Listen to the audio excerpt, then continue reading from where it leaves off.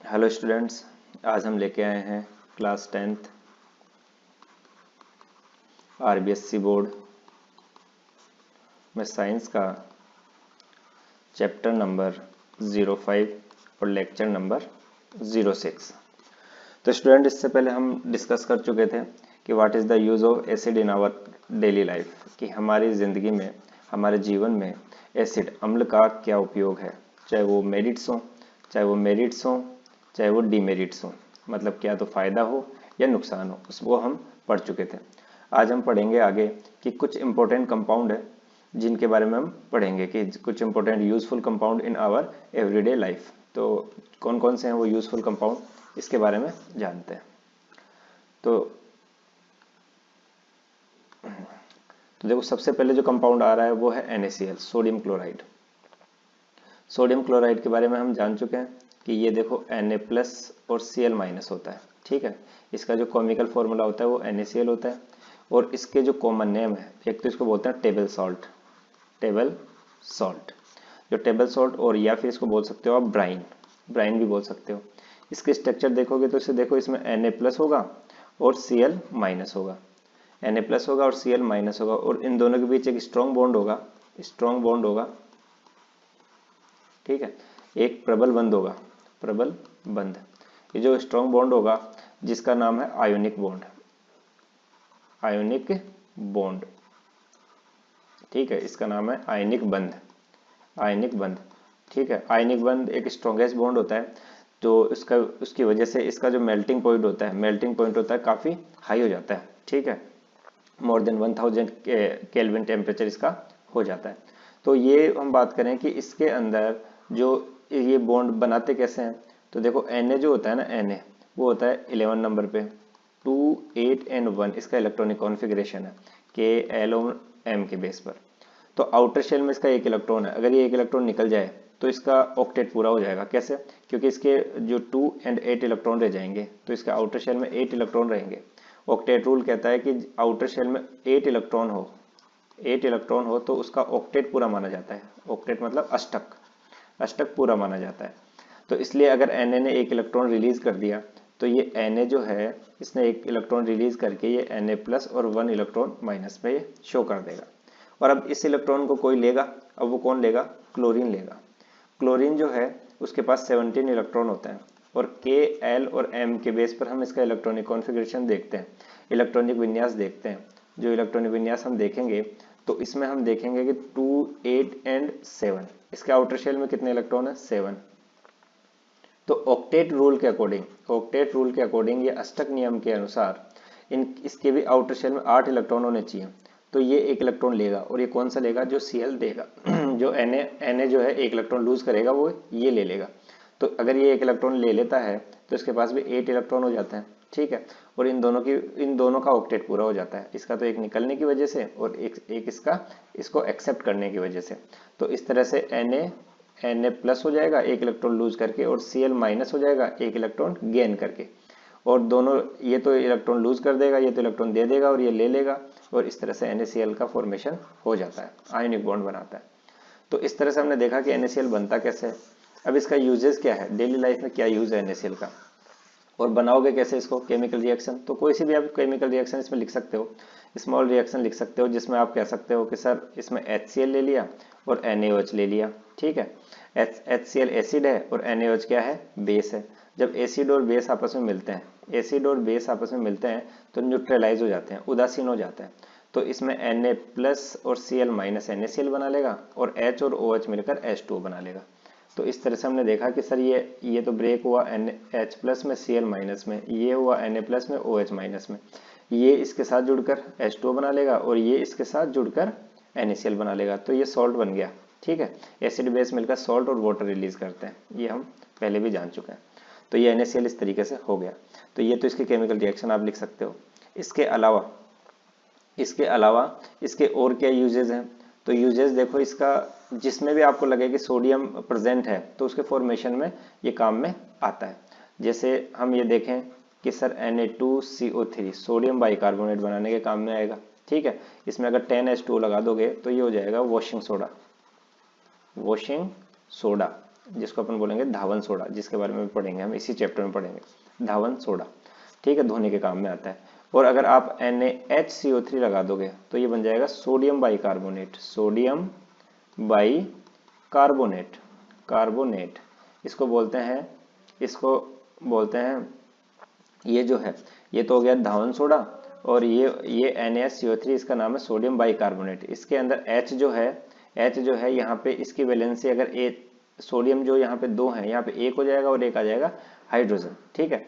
तो ये हो गया NaCO3 जिसको हम जानते हैं बेकिंग सोडे के नाम से, बेकिंग सोडे के नाम से, ये है बेकिंग सोडा।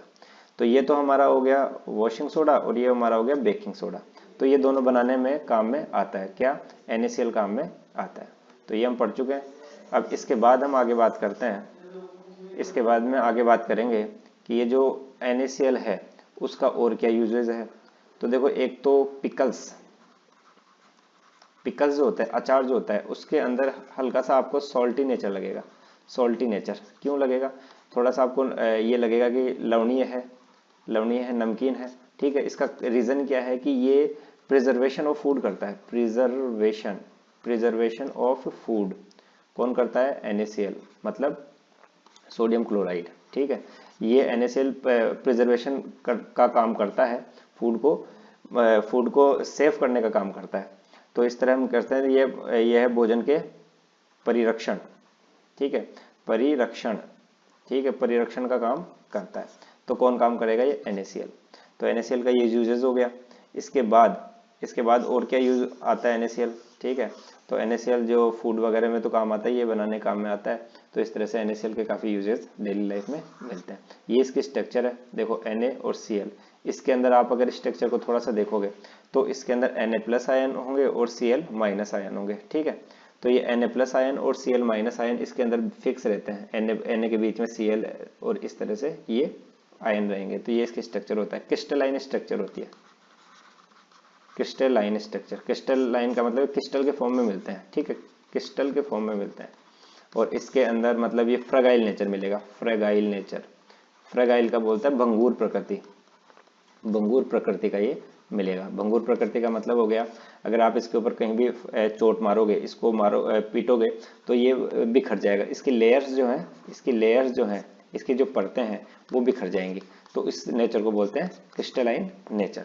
तो आई थिंक आपको क्लियर हो गया होगा कि NaCl का यूज़ क्या है और हमारी डेली लाइफ में NaCl किस तरह से काम में आता है। अब इसके बाद हम दूसरा एग्जाम्पल लेते हैं। NaCl के बाद ये लेते हैं सोडियम हाइड्रोक्साइड, ये है NaOH, सोडियम हाइड्रोक्साइड। देखो, स्ट्रॉन्ग बेस माना जाता है, क्या माना जाता है, स्ट्रॉन्ग बेस, ठीक है। अब ये स्ट्रॉन्ग बेस है यानी प्रबल क्षार है। तो NaOH है वो एक प्रबल क्षार है, ठीक है, जिसमें Na+ होता है और OH- आयन होता है। ये तो इसके काम हो गया। और इसका डेली लाइफ में क्या क्या यूजेज है, ठीक है। तो NaOH का देखो, ये टेक्सटाइल मिल्स में काम आता है। ये इधर मैंने बता रखा है, टेक्सटाइल मिल्स का मतलब क्या हो गया, टेक्सटाइल्स मिल्स में काम आता है, मतलब कपड़ा उद्योग में ये काफ़ी काम में आता है, कपड़े बनाने के यूजेज इसमें आते हैं। और दूसरा अगर आप इसमें देखोगे और क्या यूजेज इसका आते हैं, एक इम्पोर्टेंट यूज सबके लिए ही इम्पोर्टेंट होता है, जिसको अपन बोल सकते हैं कि रिएजेंट इन लेबोरेटरी, यानी लेबोरेटरी में रिएजेंट के फॉर्म में, अभिकर्मक के रूप में काम में आता है क्या, NaCl, NaOH, ठीक है। तो बहुत सारे केमिकल हैं जो कि आप बता सकते हो कि सर ये लेबोरेटरी में काम में आते हैं, क्योंकि लेबोरेटरी में तो सारे केमिकल प्रेजेंट होते हैं और किसी ना किसी तरीके से उनका यूज होता ही होता है। तो इस तरह से एक फिक्स यूजेस को आप बता ही सकते हो कि it is used as a reagent in a laboratory, मतलब ये अभिकर्मक के रूप में प्रयोगशाला में उपस्थित रहता है, ठीक है। इसके अलावा एंटीसेप्टिक बनाने के भी ये काम में आ जाता है। तो इस तरह से हम ये कह सकते हैं कि जो कास्टिक सोडा, इसका जो दूसरा नाम है वो है कास्टिक सोडा, ठीक है। NaOH को और क्या बोलते हैं, कास्टिक सोडा। तो ये काम में आ जाता है NaOH, ठीक है। अब इसके आगे बढ़ते हैं। NaOH जो है, NaOH का यूजेस हम पढ़ चुके हैं कि NaOH किस तरीके से काम में आता है। अब उसके बाद हम आ जाते हैं उसके बाद हम बात करते हैं NaHCO3 जिसका नाम है बेकिंग सोडा, बेकिंग सोडा। ठीक है, तो ये जो बेकिंग सोडा है, बेकिंग सोडा ये जो बेकिंग सोडा है ये क्या क्या काम में आता है, बनता कैसे है, पहले तो ये देखते हैं। अगर आप NaCl ले लोगे, सोडियम क्लोराइड ले लोगे, अगर आप वाटर ले लोगे, पानी ले लोगे, अगर आप CO2 ले लोगे, और अगर आप NH3 अमोनिया ले लोगे, इनको मिक्स कर दोगे। ठीक है, तो देखो NH3 तो इसके साथ चला जाएगा एक हाइड्रोजन लेकर, तो NH4Cl अमोनियम क्लोराइड बन जाएगा। क्या बन जाएगा? Ammonium chloride.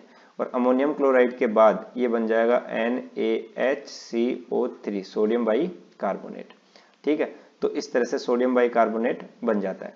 तो सोडियम बाई कार्बोनेट जो है, अगर आप इसको गर्म कर देते हो, NaHCO3 को अगर आप गर्म कर देते हो, तो ये Na2CO3 बना लेता है, जिसका नाम है सोडियम कार्बोनेट। ये है सोडियम बाई कार्बोनेट और ये बन जाएगा सोडियम कार्बोनेट। अगर इसको आप बैलेंस करना चाहते हो तो इसको 2 लगा दो यहाँ पे, आगे आप 2 लगा दोगे तो ये Na2CO3 बन जाएगा, फिर ये एक H2 भी बन जाएगा और एक CO2 भी बन जाएगा। तो इस तरह से आप इसको कर सकते हो। अगर इसी Na2CO3 में सोडियम कार्बोनेट में अगर 10 मॉलिक्यूल्स ऑफ वाटर ऐड कर दिया जाए तो ये Na2CO3.10H2 बन जाएगा। ठीक है, जिसका नाम क्या हो जाएगा? जिसका नाम हो जाएगा वॉशिंग सोडा यानी धावन सोडा।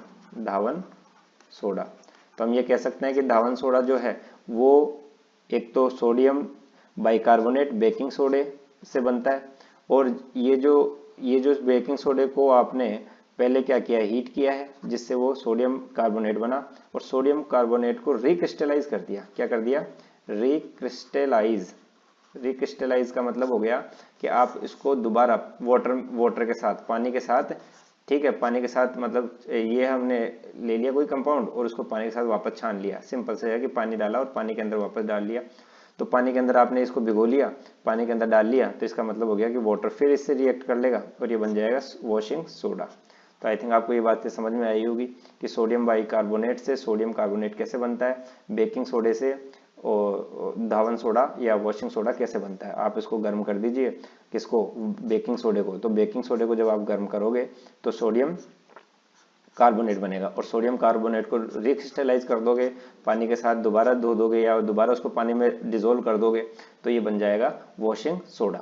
तो इस तरीके से ये बन जाता है। अब इसका यूजेज क्या क्या है, तो पहले हम देखते हैं बेकिंग सोडे का। तो बेकिंग सोडा जो है, बेकिंग सोडा का सबसे इंपॉर्टेंट यूज तो होता है कि फूड के अंदर। ठीक है, तो फूड जो होता है, जैसे आप एग्जांपल ले सकते हो कि फूड काफ़ी हमारे घरों में जो भी फूड बनता है उसमें बेकिंग सोडा यूज़ होता है। ठीक है, जैसे जलेबी मान लो, जलेबी के बनाने के अंदर क्या होता है, जलेबी बनाने में बेकिंग सोडे का यूज़ होता है। इसके अलावा अगर आप इडली बना रहे हो, ठीक है, इडली सांभर बना रहे हो, तो उसमें भी क्या होता है, बेकिंग सोडा यूज़ होता है। अगर केक बना रहे हो, ठीक है, केक बना रहे हो तो उसमें बेकिंग सोडा यूज़ होता है। क्या होता है कि NaHCO3 जो होता है इसके अंदर, जैसे आप इसको फूड में, खाने में, खाद्य पदार्थों में डालते हो बनाने के लिए, तो इसमें से गैस निकलती है जिसका नाम है CO2। ठीक है, अब ये CO2 गैस निकलती है, ये CO2 गैस क्या करती है, इसके अंदर जो भी फूड है उसको, उसके अंदर एयर बबल्स बना लेगी। और जब एयर बबल्स बन जाएंगे, हवा के छोटे छोटे बुलबुले बन जाएंगे। ठीक है, हवा के बुलबुले बनते हैं इसमें, तो हवा के जो बुलबुले बन जाएंगे इसकी वजह से वो प्लफी हो जाएगा। ठीक है, थोड़ा फूल जाएगा। ठीक है, तो काफ़ी प्लफी लगेगा ये आपको। तो ये फूड जो है वो, यानी कह सकते हैं कि अंदर एयर उसके अंदर एंटर कर चुकी है, और केक जो हो जाएगा हल्का सा मोटा दिखने लग जाएगा। ठीक है, तो ये काम कौन करता है? बेकिंग सोडा करता है। तो उसको प्लफी बनाने के लिए, या फिर कह सकते हो उसको फूला हुआ बनाने के लिए बेकिंग सोडे का यूज़ होता है। तो ये हो गया बेकिंग सोडा का यूज। इसके अलावा बेकिंग सोडा और क्या काम में आता है? बेकिंग सोडा एक्सटिंग्विशर मशीन में, ये है एक्सटिंग्विशर, जिसको अग्निशामक यंत्र बोलते हैं, अग्निशामक यंत्र। ठीक है, ये आपने कई हॉस्पिटल्स में देखे होंगे, आपने इसको बसेस में देखा होगा। ठीक है, इसके अलावा स्कूल्स में भी लगाए हुए रहते हैं, कोचिंग सेंटर्स में लगा हुआ रहता है ये। तो ये है एक्सटिंग्विशर, जिसे अग्निशामक यंत्र कहते हैं। तो ये भी, इसमें भी जो sodium bicarbonate Na2CO3 sodium bicarbonate use में आता है। ठीक है, तो क्योंकि इसके अंदर भी CO2 गैस की जरूरत पड़ती है, और CO2 गैस जैसे ही रिलीज होगी, जैसे ही इसमें से CO2 गैस रिलीज होती है, इसको ओपन करते हैं यहाँ से, तो इस पाइप से क्या निकलेगी, इस पाइप से CO2 गैस बाहर निकलती है। जैसे CO2 गैस बाहर निकलती है तो आप जानते हो CO2 गैस जो है वो फायर को बुझाने के काम में आती है। ठीक है, जो फायर को बुझाने के काम में आती है, आग को बुझाने के काम में कौन सी गैस आती है, CO2, और O2 जलाने के काम में आती है। आई थिंक ये आपको पता होगा। तो O2 तो जलाने के काम में आती है और CO2 बुझाने के काम में आती है। तो CO2 गैस बनाने के लिए ही इसमें सोडियम बाइकार्बोनेट यूज कर लेते हैं। ये तो बेकिंग सोडे का यूज हो गया। अब आपकी रिएक्शंस मैं समझा चुका हूँ। रिएक्शंस को एक बार दोबारा राइट करके आप उसको प्रैक्टिस में ले आना।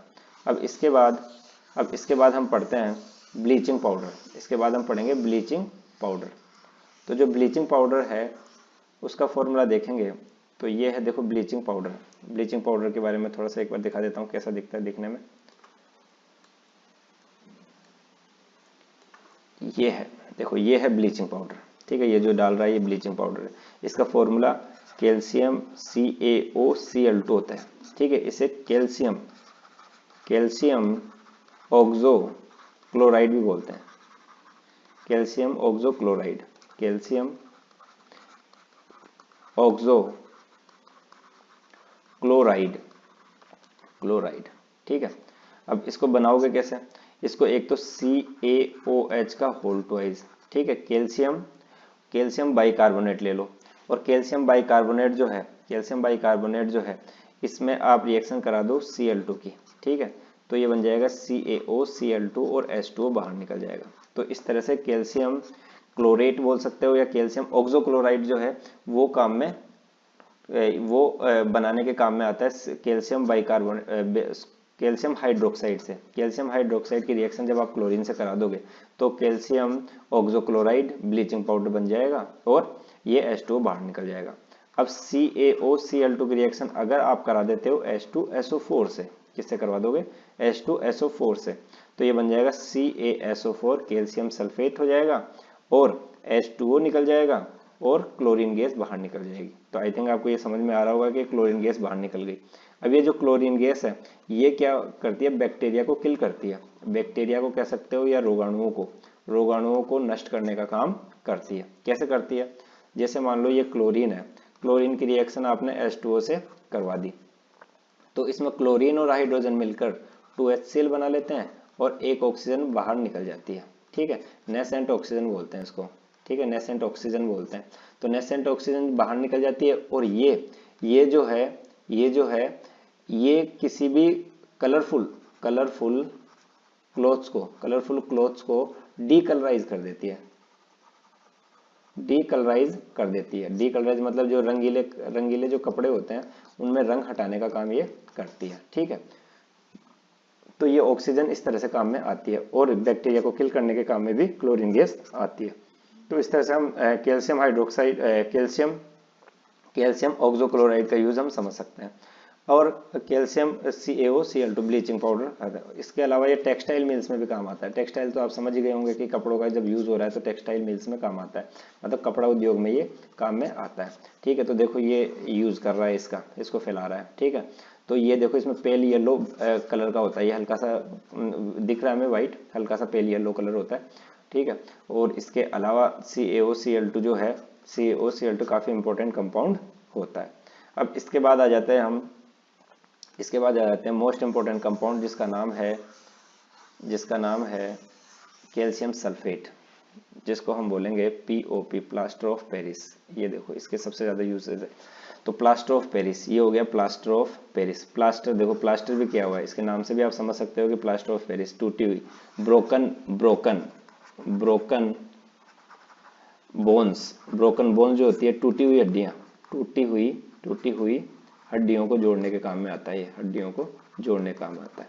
तो पहले तो हम देखें कैल्शियम सल्फेट CaSO4 और H2O। सिंपल सा आप इसको समझो कि आप इसको 393 केल्विन पे गर्म करो ताकि इसका हाफ मॉलिक्यूल रिमूव हो जाए, वेपोराइज हो जाए, तो निकल जाए। तो इसमें CaSO4 एंड हाफ H2O निकल जाएगा। ये लो, तो यही हो गया हमारा POP, प्लास्टर ऑफ पेरिस। ये हो गया प्लास्टर ऑफ पेरिस। तो आप सिंपल से ये रिएक्शन लिख सकते हो। अगर आप इसको CaSO4 एंड हाफ H2O की रिएक्शन अगर 1.5 H2O से और करा दोगे तो आप समझ रहे हो कि देखो 1.5 तो ये हो गया और हाफ ये हो गया तो 2 हो गया, तो CaSO4 एंड 2H2O बन जाएगा। इसका नाम है जिप्सम, इसका नाम है जिप्सम। जिप्सम, तो जिप्सम का क्या यूज होता है? जिप्सम जो होता है वो सीमेंट जो बनती है उसके अंदर जिप्सम काम में आता है। जितना जिप्सम यूज करोगे उतना ज्यादा पावरफुल या उतनी स्ट्रॉन्ग कैपेसिटी किसकी रहेगी? सीमेंट की रहेगी। तो ये तो हो गया कैल्शियम सल्फेट, इसका सेमी हाइड्रेट, इसको बोलेंगे हेमी हाइड्रेट, लिख जाते हैं सेमी हाइड्रेट, ठीक है। Hemi hydrate of calcium sulphate, calcium sulphate. तो कैल्शियम सल्फेट का जो हेमी हाइड्रेट होता है वही क्या होता है? ब्लीचिंग, वही क्या होता है? वही होता है पीओपी, प्लास्टर ऑफ पेरिस, वही होता है प्लास्टर ऑफ पेरिस। तो आई थिंक आपको ये समझ में आ गया होगा। CaSO4 हाफ H2O के साथ 1.5 H2O और जोड़ दोगे तो ये हो जाएगा जिप्सम। तो इसका और क्या यूज होता है? देखो ये आर्टिफिशियल लैग बनाने के काम में आता है। आर्टिफिशियल लैग, जैसे किसी का पेट टूट चुका है या नहीं है तो उसके लिए ये एक आर्टिफिशियल लेग बनता है पीओपी का, ठीक है। तो वो अपने पैर लेग में फिक्स कर लेते हैं उसको, तो इजी होता है उनके लिए चलने के लिए। इसके अलावा आपने ऐसी डिजाइन देखी होगी रूफ के अंदर बनती है, ठीक है। तो ये डिजाइन बनाने के लिए भी काम में आ सकता है। तो इसलिए आप कह सकते हो बिल्डिंग कंस्ट्रक्शन में काम में आता है क्या? पीओपी। और देखो रूफ के ऊपर फोर सीलिंग करने के लिए काम में आता है, ठीक है। जो छत जो होती है वो बनाने के में भी ये काम में आता है, अंदर डिजाइन बनाने के लिए। इसके अलावा टॉयज बनाने के काम में आता है। देखो डिफरेंट टाइप्स ऑफ टॉयज इससे बना सकते हो आप, ठीक है, टॉयज बना सकते हो। तो जो खिलौने हैं वो बनाने के भी काम में ये आता है। इसके अलावा प्लास्टर करने के काम में आता है, जैसे किसी की हड्डी टूट गई, एक्सीडेंट हो गया, कुछ भी हो गया, अगर ब्रोकन जो बोन्स हैं, इस ब्रोकन बोन्स को जोड़ने के लिए ये काम में आता है क्या? ये आता है कैल्शियम सल्फेट बोल सकते हो या पीओपी, प्लास्टर ऑफ पेरिस बोल सकते हो। एक्चुअली क्या है, hemi hydrate of calcium sulphate ही क्या होता है? Hemi hydrate of calcium sulphate ही क्या होता है? पीओपी होता है, प्लास्टर ऑफ पेरिस। ये देखो व्हाइट कलर में मिलता है, ये व्हाइट कलर में मिलता है। ऐसा घर में देखा भी होगा, पीओपी के कट्टे होते हैं, यूज करते हैं, ठीक है। तो उसमें आप क्या कर सकते हो, उसमें देख सकते हो कि ये पीओपी होता है।